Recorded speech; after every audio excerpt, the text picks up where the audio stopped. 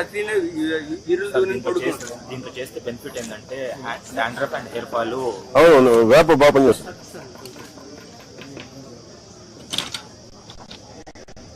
అబాక్స్ అది చిన్న పిల్లలకి ల్యాప్టాప్ లాగా ఎడిక్షన్ అవుతున్నారు కాబట్టి. ఓహో, అట్లాగా.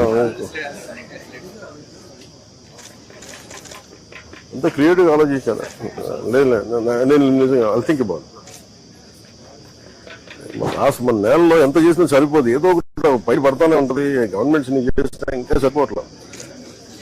అదే చెప్పా మిగతా కంట్రీస్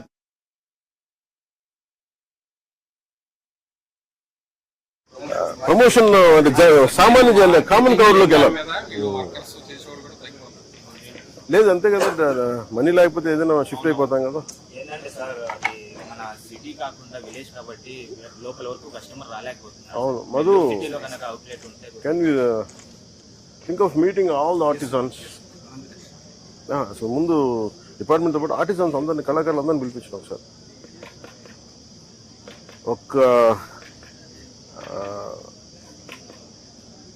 ప్రతి 2 monthsకి ఒక కోర్, ఒక 5 zonesలో ఒక్కొక్క ఇట్లాంటి ఎగ్జిబిషన్లో పెడదాం. నేను వచ్చి విజిట్ చేస్తాను.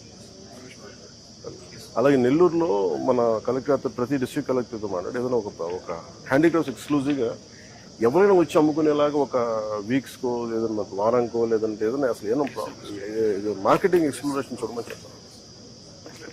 అంటే ఏం లేదు, ఇది it can become a great attraction కదా. కళ్ళ ముందు బొమ్మ చేసి మనుషులు చేస్తారా? మనుషులే చేస్తారా? ఇప్పుడు మా కాంతిలాల్ గారు చేస్తారా? ఇప్పుడు అడిగా చేస్తారా?